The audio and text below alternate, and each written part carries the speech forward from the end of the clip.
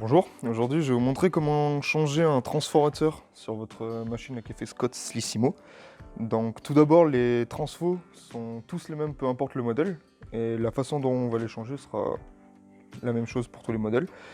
Donc pour beaucoup de machines, lorsqu'elles sont branchées et alimentées, souvent elles ne s'allument pas. Il y a une cause, une seule cause à 100%, c'est les transfos. Dans notre cas on commence avec une machine qui est déjà démontée. Donc pour voir comment on ouvre la carcasse, je vous invite à aller voir la vidéo qui a été faite dessus sur comment démonter et remonter les carcasses de votre machine. Pour changer le transfo, donc on va bien penser à retirer l'alimentation pour éviter tout risque d'électrocution. Le transfo, il est caché sous cette partie blanche, donc il est câblé grâce à ces deux faisceaux, donc un rouge et une tresse blanche. Il est câblé sur cette carte, donc on peut voir la tresse qui vient être câblé là, donc c'est juste un clips, on appuie et on le tire. Et pareil pour le faisceau rouge.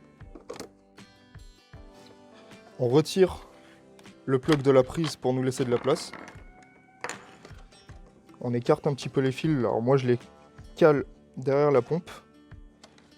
Et on va procéder à un petit forçage mécanique. On va venir lever cette petite partie qui est clipsée. Et on va la tirer vers soi.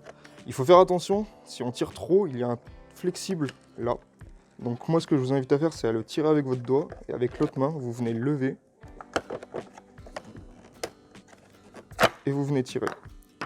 Le transfo du coup, il est bien logé ici. Il est logé dans un petit compartiment qui fait pile sa taille.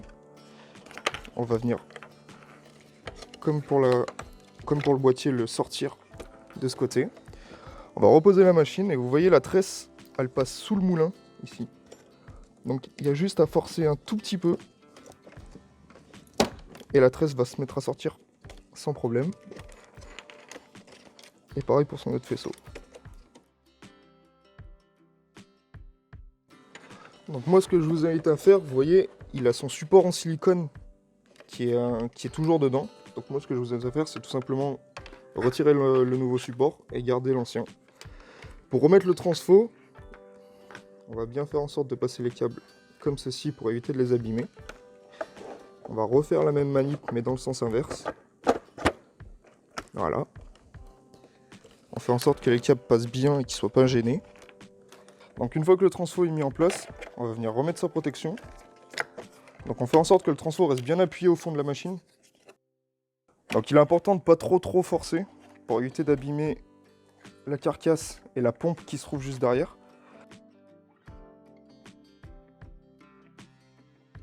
Donc là, comme on peut le voir ici, il va falloir le rentrer dans des sortes de petites rainures. Donc une fois qu'il est en place, on a juste à le pousser et il sera fixé. Dans tous les cas, vous allez le sentir mécaniquement, vous allez sentir que ça va le forcer, que ça va le pousser. Une fois que c'est fait, on pense bien à remettre le tuyau derrière s'il n'est pas mis. S'il est mis à l'avant, ça va bloquer et ça risque de l'abîmer. Donc on pense bien à le remettre derrière. On vérifie bien que la petite partie en mousse, elle est posée bien en dessous du clapet anti-retour. Ce clapet-là va vibrer. Si la mousse s'aligne pas, la pompe va se mettre à vibrer et taper sur la carcasse blanche. Et en tapant sur ça, on a un risque d'abîmer cette carcasse. Une fois qu'on a remis le transfo, on va pouvoir venir directement le câbler. Mais avant de le câbler, on va refaire passer nos câbles proprement. Donc on va faire en sorte que la tresse vienne prendre l'entièreté des câbles. Donc on fait bien passer le câble entre la carcasse blanche et la carcasse noire pour éviter que lorsqu'on referme la machine, on vienne couper un câble. Donc voilà, comme ceci. Donc le plug, lui, vient se loger dans ces deux petites rainures. À bien penser qu'il faut pas se tromper lors du sens, car si on le met en l'envers, on ne pourra plus jamais remettre la prise. Pour les câbles, donc pour la phase de la pompe, on les fait passer de préférence par-dessus les cosses du plug. Comme ça au moins ça évite de les écraser. Et une fois qu'on a fait tout ça, on va venir recâbler du coup notre transfo sur ces embases. Lors du câblage, pour éviter de sortir le moulin pour repasser la tresse en dessous, moi ce que j'invite à faire, c'est aller passer derrière les câbles noirs du moulin. Comme ça va tenir la tresse bloquée et ça évitera de devoir démonter une pièce pour rien.